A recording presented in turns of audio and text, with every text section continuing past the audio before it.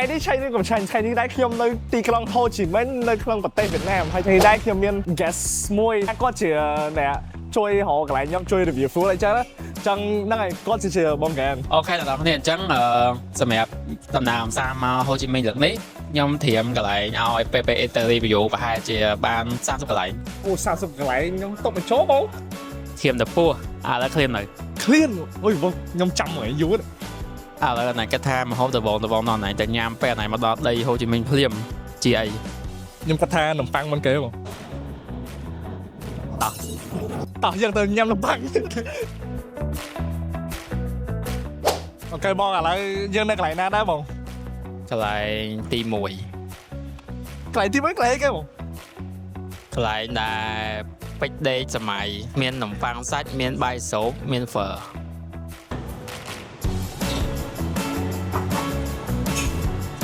អូខេឥឡូវនេះខ្ញុំកំពុងតែមកតាមគាត់ហើយថ្ងៃនេះដែរបងយើងមានអីខ្លះអូខេអញ្ចឹងថ្ងៃនេះដែរយើងមានបាយមាន់ចាប៉ុន្តែបាយមាន់នេះមានលាយសាច់ហាត់តំពងហើយមានបន្លែជ្រក់ទៀតហើយបាក់យ៉ងទៀតយ៉ាហើយទឹកស៊ុបទេស៊ុបសាឡាស៊ុបបន្លែសាឡាស្មុតស៊ុបសាឡាស្មុតអូខេហើយម្ហូបទី2យើងមានបាញ់មីហ្នឹងនេះនំប៉័ងសាច់យើងហ្នឹងប៉ុន្តែសម្រាប់បាញ់មីនៅវៀតណាមគេមានជៀនពងមាន់ដាក់ចូលហើយតំណមែនតើយ៉ាហើយសាច់ជ្រូកតែគេលាបនៅនំប៉័ងហ៎អាហ្នឹងគេលាយកិនមួយខ្លាំងងានយ៉ាហើយម្ហូបទី3គឺគួងស្រុកខ្មែរយើងក៏មានគួងដែរប៉ុន្តែគួងយើងប្រើប្រទេសស្ដាងហើយហុំមួយសាច់ជ្រូក3ជាន់ឬក៏ប្រគិតែនៅវៀតណាមគាត់ប្រើសាច់គោអូខេឥឡូវយើងនឹងមកសាកបាយហៃណាននៅក្នុងប្រទេសវៀតណាមមុនគេយ៉ាងហ្នឹងគឺចង់ដឹងថាឆ្ងាញ់ឬក៏មិនឆ្ងាញ់តោះយើងមកសាកជាមួយគ្នាណាអូខេឥឡូវជាដំបូងយើងមកសាកបាយមាន់ហៃណាននៅក្នុងប្រទេសវៀតណាមហើយបាយមាន់ហៃណានគេហ្នឹងក៏មានបាក់យ៉ងមានខ្ទឹមក្រៀមអញ្ចឹងណាហើយហ្នឹងហើយមាន់ហ្នឹងហើយសំខាន់គេអានេះគឺជាទឹកជ្រលក់ទឹកត្រីយើងឥឡូវយើងជ្រលក់ទឹកត្រីយើងមក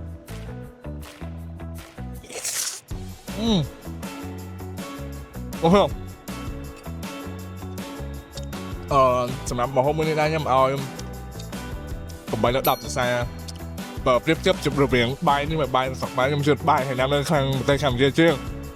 មកហើយបាយនេះសរសៃមានបាក់យ៉ងមានអីខ្ញុំមិនសូវជឿដំណាលទេវាណាមួយវាថៃគ្នាមានបាយមាន់ហើយណាមហើយហ្នឹងហើយខ្ញុំឲ្យបន្ទុក8លើ10ហើយណែនេះអូស៊ុបស្រាយដល់គ្នាមើលនេះគឺជាស៊ុបសាឡាគឺមកជាមួយបាយមាន់ហៃណាមរបស់យើងណាបងប្អូនតោះយើងមកសាកមក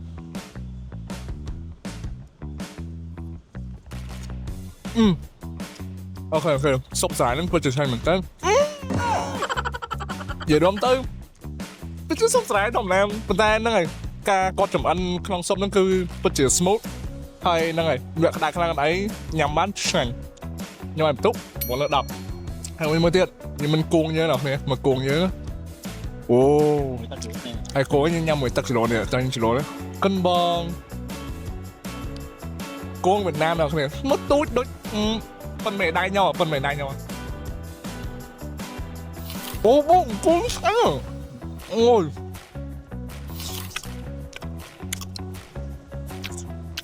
អូខេគួងនេះពិតជាស្រួលញ៉ាំមិនចាន់មិនទូចហើយបើយើង compare មួយនៅស្រុកខ្មែរធំជាង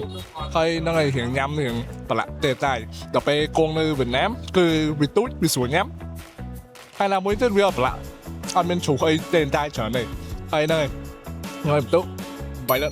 10ហើយជាចុងក្រោយអ្នកគ្នាបាញ់មីពាក្យខ្មែរគឺមានថានំប៉័ងដាក់សាច់តែនំប៉័ងដាក់សាច់នេះមានបំទាបើមានបន្លែមានជ្រូកខ្វៃបងហ្នឹងហើយអូខេដល់គ្នាអ្នកដល់គ្នានំប៉័ងដាក់សាច់តោះយើងមកសាក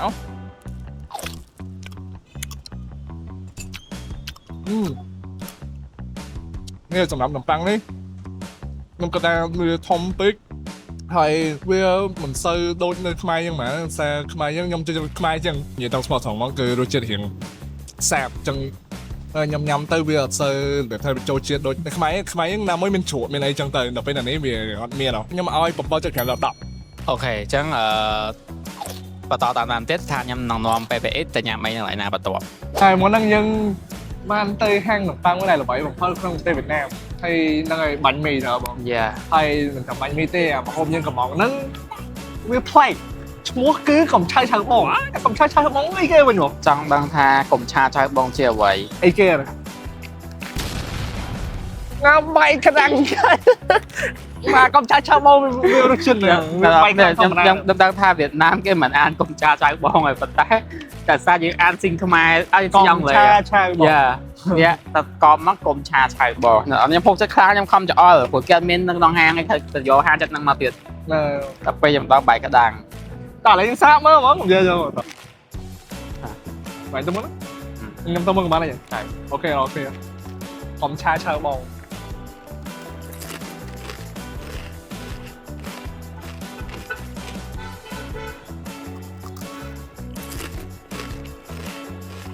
អូជើងផ្លែនេះអងផ្លែ ខ្ញុំថា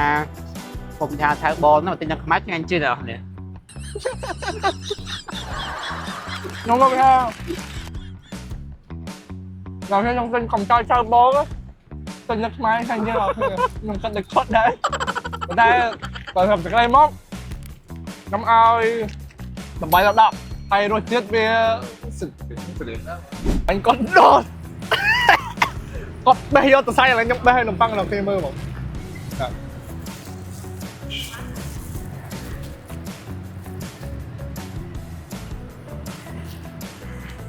មក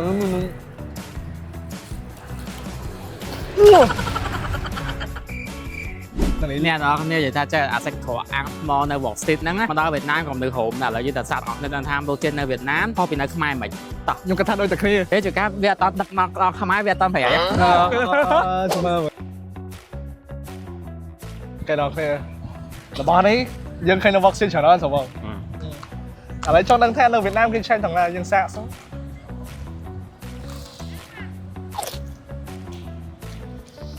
ហើយនេះនៅវៀតណាមខុសពីនៅខ្មែរតែមួយឯងគេអត់ដាក់មីក្រូប្រកាស មិនក៏ប្រកាស គេមានដាក់មីក្រូ អូមកក៏ប្រកាសនោះនេះស្កាត់ជ្រាបប៉ុន្តែលោកដាក់និយាយពីមនុស្សមកឡើងកោហ្មង អានេះមួយ20000ដងចឹងប្រហែលជាតម្លៃបាននេះ3000 ហើយប្រភេទនេះណាឃើញហុយរសជាតិដិតផ្អែមប្រៃធម្មតានិយាយទៅអត់ល្មមហ្មងរសជាតិល្មមហ្មងតែថៃនៅប្រទេសទៀតគឺឆ្ងាញ់ទៀតហ្មងហើយខ្ញុំឲ្យបន្ទុក9លើ10ហើយ 3ញ៉ៃថ្មី ញ៉ៃថ្មីយើងធ្វើគេខ្លះហ្មង ញ៉ៃថ្មីយើងតែញ៉ាំបាយស្រុកថ្មី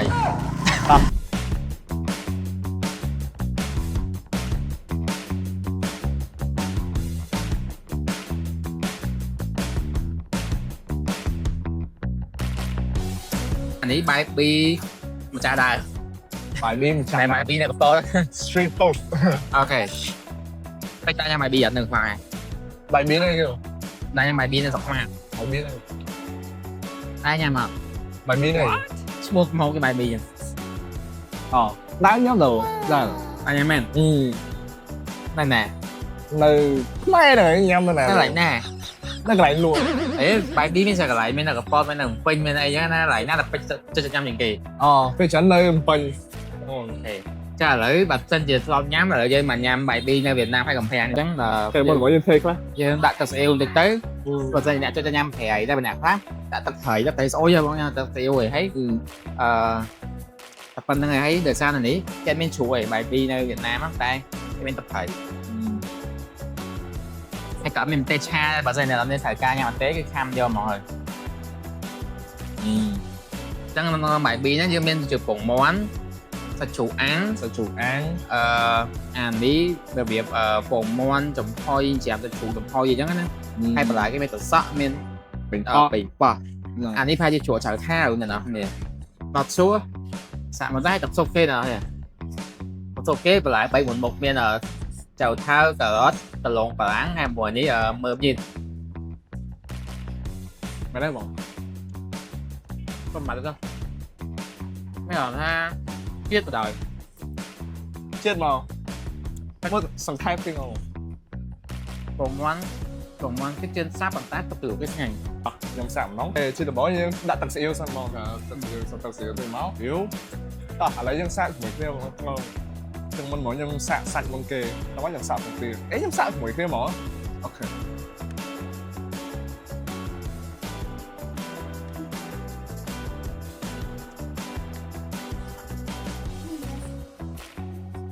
thế mà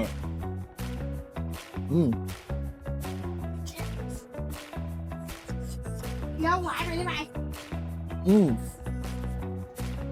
thôi thôi nghe sẵn khăn chứ cứ sao nhau thì thì thôi ngắn thôi cam không thể mà có tư mò mình đang sọc bài biên đi sợ vào thôi mà chết mỗi năm sạp một tiền rồi lúc trước tư mò mà ở hay ngắm ánh xanh rồi kìa em có tha đối với làm phim nó có ra nơi sập bài như thành riêng mình tam cho mọi người chân nhau mê hay cho mọi người vậy đấy Có cái tới Việt Nam kìa. mấy bằng Việt Nam thì Dạ có xoay kìa. Tăng tắc thấy, tăng tắc thuộc lại, tăng phổ mọt kìa. Chắc là